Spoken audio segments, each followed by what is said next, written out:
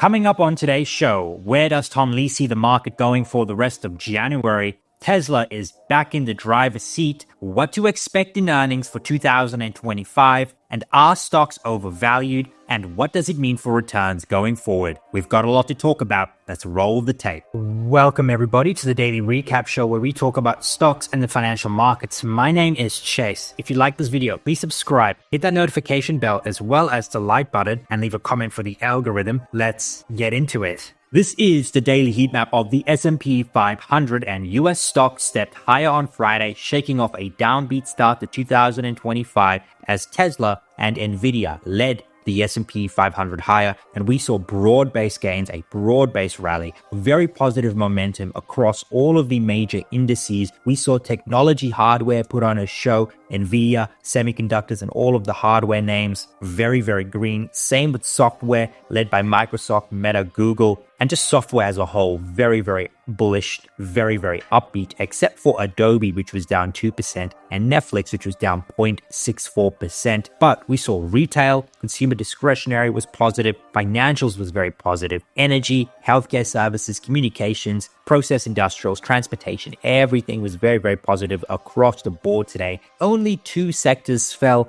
XLB and XLP, staples and materials, and they were pretty much flat here today. Ever so slightly losses, but pretty much flat for today. The worst performing sector that was in the green was the XLC, and that's how you know it was a very good day. With the XLF and XLE, financials and energy reporting gains of 0.81 and 0.95%, and every single sector thereafter was up greater than 1%. Healthcare, utilities, industrials up 1.06 and 1.09% respectively, with the SPY gaining 1.26% and real estate, technology, and discretionary taking the icing on the cake, with the discretionary sector, the XLY up more than 2%. Absolutely crazy. And it was gains across the board, yes, led by large cap growth, but we saw core value put on the show today. They were up in a very big way, large cap value as well as small cap value. We also saw mid cap growth gain in excess of 1%, small cap growth. It was a solid broad-based rally in every factor and size segment. And some of the market movers here today, one of them was Tesla, and Tesla's stock rallied on the back of an announcement saying that its China sales climbed to a record high in 2024. Also, legacy automakers reported very strong fourth quarter earnings results on Friday. Ford said its sales rose 8.8% versus a year ago. GM said their sales rose 21% from a year ago. And as a result, Tesla's going to rally on the back of your news. So that's why we up 8% here with Tesla. Rivian stock also was up 24%. Very, very crazy. And again, better than expected deliveries sent this stock higher.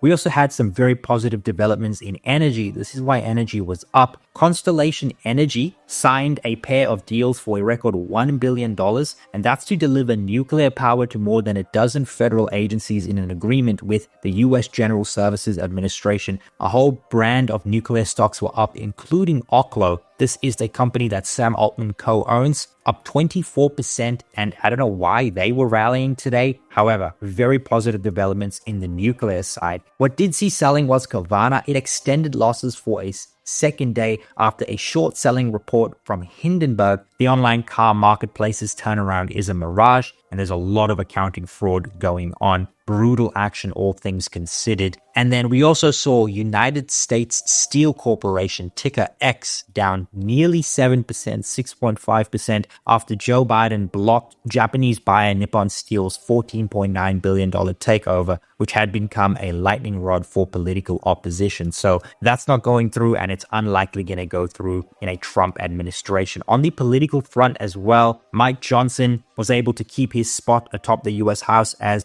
the Speaker of the House. In an announcement just before the vote, he made a promise to make meaningful spending reforms to eliminate trillions in waste, fraud, and abuse and end the weaponization of a government. He also plans to work with the Doge Boys to, again, cut waste, fraud, and abuse of governmental funds. And I guess the market really did like this development as well. And as a result, with everything you saw, we saw very, very positive breadth across the board, 4,500 advances, 1,700 decliners. And a lot of this was in the big boys. And that's why the indices were up in a very big way. And if we look at market breadth as a whole, Stocks above that moving averages, we've regained the 150-day. So these longer term averages looking very, very solid, all things considered. We regained the 5-day right here, although it is very noisy. And now this means all we need to do is go ahead and grab the 20-day, 30-day, and 100-day to continue the momentum we saw today into the rest of the month of January. But let's hop on the charts. And stocks were very bullish today. The S&P 500, Nasdaq 100 up 1.26 and 1.7%. The IWM up 1.5%. A little bit of downbeat price action here in the after hours. Guys, but the IWM has been on a little bit of a tear. Since the lows we made here on Monday, we've actually seen quite a bit of positive momentum. The IWM up 3% in that time period. So it doesn't look like much, but that's actually a very, very solid run. And we are actually building out a base here at the bottom. But the RSP up 0.92%. So yes, the large caps did outperform relatively speaking, but it was a broad-based rally, all things considered. And look, these names, the S&P 500, the Nasdaq 100 names, right? The large cap names, the mega cap names, they're going to grow earnings the most in 2025. So they're going to rally the most. It's to be expected, especially on days like today. But mid caps gained, small caps gained. There wasn't really anything to fall. Saw great breadth in the market here today. We did see a rise in yields. And the rise in yields was on the back of the ISM manufacturing beating consensus expectations. The actual reported number was 49.3 versus the consensus of 48.4. So yields rose, the dollar sank, and as a result, we saw bonds pull back. And then we had mixed price action here in the metals. Gold was down, silver was up, WTI crude was up, NatGas fell 7%, and the Bitcoin was up 1.37%. So mixed price action today. The place you wanted to be really was just in equities, very, very solid returns. And the S&P 500 looking to stage a comeback, and that it did. Guys, yesterday I said the S&P 500, the Nasdaq 100, pretty much all of these indices need to hold this level right here. They need to find support and make a move up. If they don't do that, if they don't make a move up to the gamma flip, we are going to see a movement down and likely close this gap in the S&P 500. We did not see that. What we did see today was a rally to the gamma flip, and we actually ended the week on a positive note. Net, the week was still a loss. Don't get me wrong. We still had a down week. This is pretty much where the week opened, and this is where we closed. So we were down about 0.53% this week. However, very positive developments when you actually look at what the market did. And for us to actually go ahead and get back to the gamma flip really means that we can actually go ahead and retake this early on in the week, consolidate, and then we'll be back in positive gamma. However, there is a risk right now where if we actually go ahead and reject the gamma flip, we can actually then go back to the put support. So a lot is riding on what's going to happen next week. We probably need a catalyst, and that catalyst is probably going to come in the form of all of the employment data. If the employment data stuff like initial jobless claims, ADP, JOLTS is positive, and it does skew towards NFP being positive and a beat, then we probably go higher. However, if that data leading up into NFP comes a lot weaker than expected, we probably will use this as a resistance zone and then continue the move lower in the S&P 500. The reason why it's crucial that we actually go ahead and retake the gamma flip, consolidate here and move higher, because if we actually reject, right, and move lower, this will be like a lower low. Then we would have formed a lower low here, lower low, lower low, and then we would continue that move and that market momentum. And generally speaking, lower lows beget lower lows, and then if we go ahead, break that put support, we would then move lower. However, I'm very, very constructive on what we saw today, but what we really need to see next week is a break above the gamma flip, and then we can get a bull on. Not just yet. Positive developments, don't get me wrong. The bulls did exactly what they needed to do, but they need to put in a little bit more work early next week, Monday and Tuesday. The same is true with the Nasdaq 100, but it has a little bit more work to do to actually get up to that gamma flip zone. Nonetheless, it needs to go ahead and retake it early on in the week if it actually hopes to break this downtrend we've seen, because we have actually formed, again, lower lows, lower highs, and if we form another lower high, you know what that means. It would just be a trend continuation to the downside, and you don't really want that, particularly in the month of January, because as January goes, so does the rest of the market. The IWM looking very, very constructive. Let's actually just go to the RTY. You can see, again, forming a low here at the put support, actually putting in some upward momentum. The market realizing earnings are going to be great this year. We haven't seen major revisions as of yet, and the market loves to see that. So like the S&P 500 and the Nasdaq 100, it needs to go ahead, retake the gamma flip, consolidate, and then go from there. If it does not though, it does run the risk of potentially using this as a resistance zone, the gamma flip, and then moving lower. However, we actually see very constructive price consolidation. And even though we haven't really made lower lows, lower highs, we've just formed a base right here. If we do continue lower, I want to see support at the put support. And look, the IWM looks very, very constructive right now. It actually looks the most constructive out of all of these indices because, we sort of are actually kind of putting in somewhat of a trend.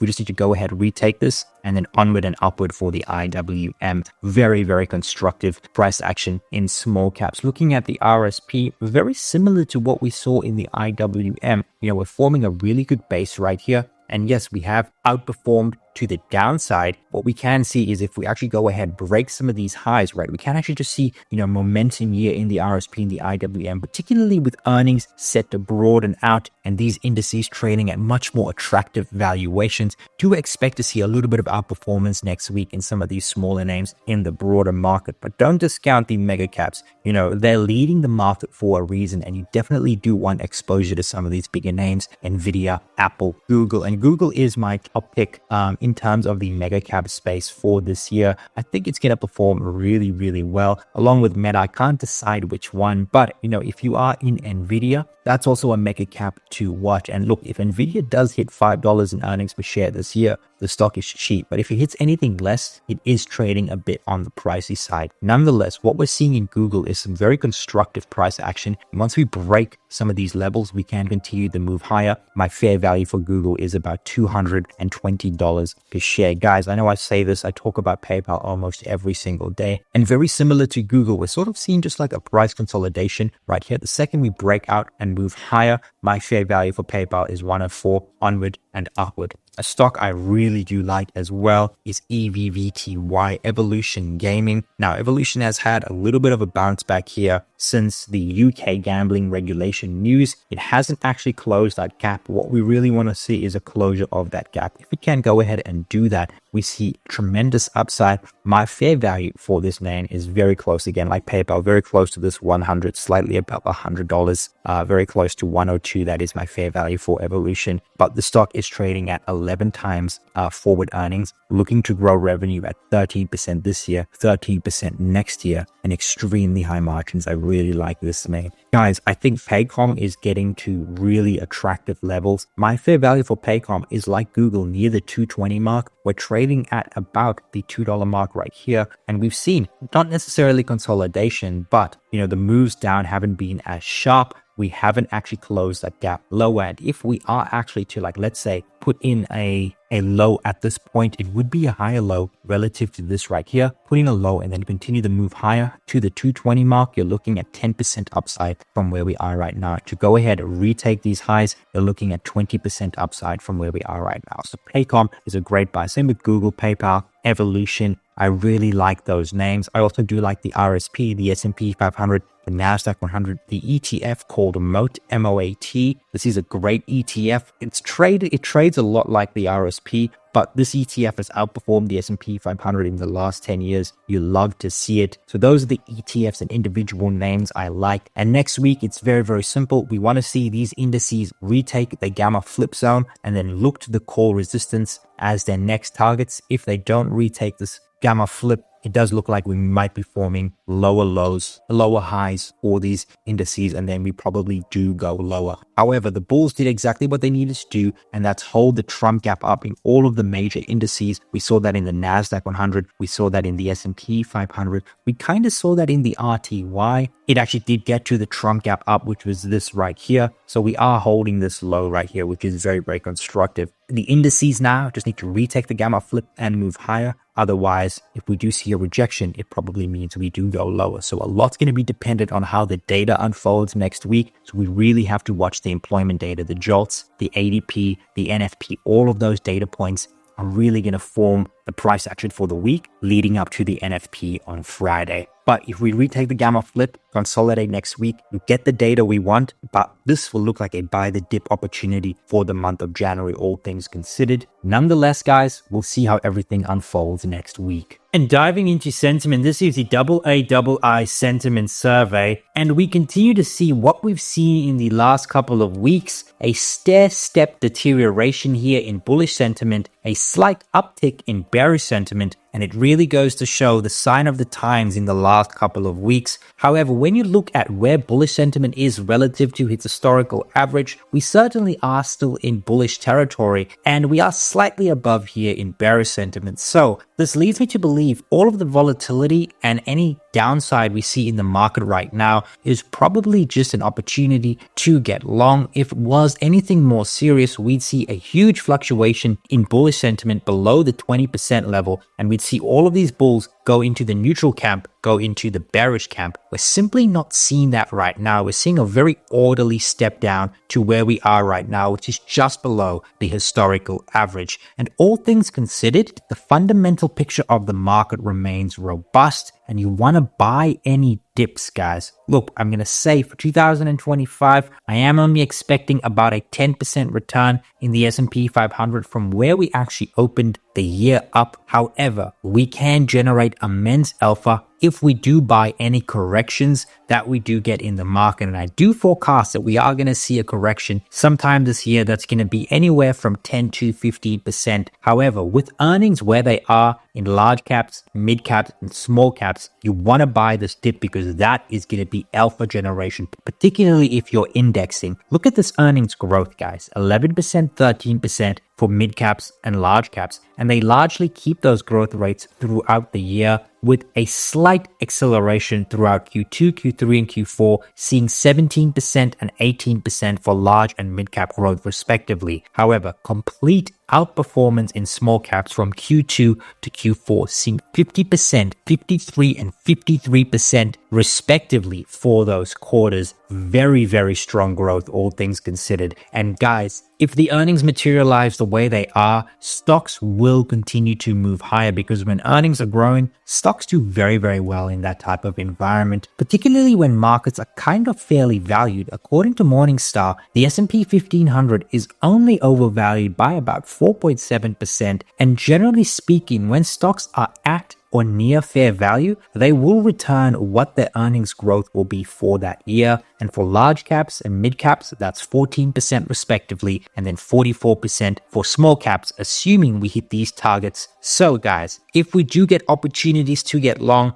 like we did at the start year 2024, like we did in August, like we did in September, buy those dips, because we will go higher, especially when the fundamental picture like this is very, very sound, particularly in small caps. If we hit these figures, guys, small caps look very, very cheap, relatively speaking. Now let's look at some seasonal trends, some data here from Fundstrat. And Tom Lee goes ahead and says, when we have 3 down days or more in a row in the last 5 trading days of the previous year, these are the returns we can expect in January, Q1, and the full year. And we tend to see a strong January after a weak close to the previous year. Average returns 3.6% with an 80% hit rate. And look at the full year returns, double digit with an 80% hit rate. So with stocks where they are, earnings growing, if you do go ahead and buy dips, you should see alpha generation in 2025. Now, a big thing that could really hurt stocks this year is actually the dollar. And to be honest, if we actually look at the DXY seasonals in the first year of a presidential cycle, while we will get a little bit of reprieve from the mid-year into the end of the year, the dollar probably likely goes higher into January, into February, and then keeps its strength throughout most of the year, and then we only get the pullback lower. So if you are expecting the dollar to move lower, seasonals don't really support that as yet. In fact, what we might see is a stronger dollar followed by continued strength throughout the year. And that could lead to that 10 to 15% pullback I am expecting sometime this year. And I am expecting that in the first quarter. However, if the earnings picture remains as it is and the macro environment stays where it is, you just want to buy those dips, guys. You want to stay bullish in the macro and earnings environment we see right now. However, Goldman Sachs did lower their fourth quarter GDP forecast to 2.3%, but it's largely negligible, and it's just on the back of some of the data we got this week, and it doesn't include the data we got yesterday, with initial jobless claims coming in a lot stronger than the market expectation. Our weekly unemployment claims hit their lowest level since April in the final full week of 2024. Now, this could have been because of the holiday earnings season, but zooming out, the labor market does continue to cool, yes, but it does remain robust at full employment. And something that the US is seeing that no other country is seeing is median household income is outpacing the rate of inflation, and median household income has actually grown since the inflation scare in 2021, 2022. And this is largely why, the US economy has avoided a recession. It's simply because the consumer continues to gain buying power against the rate of inflation. And it's something we haven't seen in Australia, in Canada, most of Europe. And this is part of the reason why the US economy is just so great right now. Looking at earnings for the rest of the week, we kick Q4 off, guys. We have a couple of big names. We have Delta Airlines here on Friday, Walgreens on Thursday before the open. We have WD-40, Price Smart, Simply Good Foods, Jeffries, and that's really it in terms of big names. But what's really going to be the focus next week is actually the NFP. We have NFP here on Friday. The expectation, the consensus is 150,000. Trading Economics see we actually get 200,000, right? But what's really weird is they see an uptick in the unemployment rate to 4.3%. The consensus think we're going to be at 4.2%. So the Trading Economics number probably forecasts a deterioration, sees downward revisions in the previous number. We'll see what to be expected there. Initial jobless claims, we don't have a forecast, but we get that on Thursday. And then we have the FOMC minutes on Wednesday, ADP employment on Wednesday as well, JOLTS on Tuesday, and then globals and composite PMIs on Monday. So a heavy week of data to kick off this year. This is really going to set the tone for January, especially this non-farms. We now actually get non-farms, not at the end of the month, but at the start of the month for 2025. So that's really going to set the flow for the month this year in 2025, guys. Next week, a lot's going to be dependent on this non-farm report, especially with where inflation is right now and where the economy stands, particularly with the rate cuts and the dollar. So a lot's going to be dependent on non-farms. This actually might be the most important non-farm report we get for 2025 because it's really going to set the pace going forward. But if you've made it up until here, thank you so much for watching. If you liked this video, please subscribe, hit the notification bell, as well as the like button, and leave a comment for the algorithm. Cheers.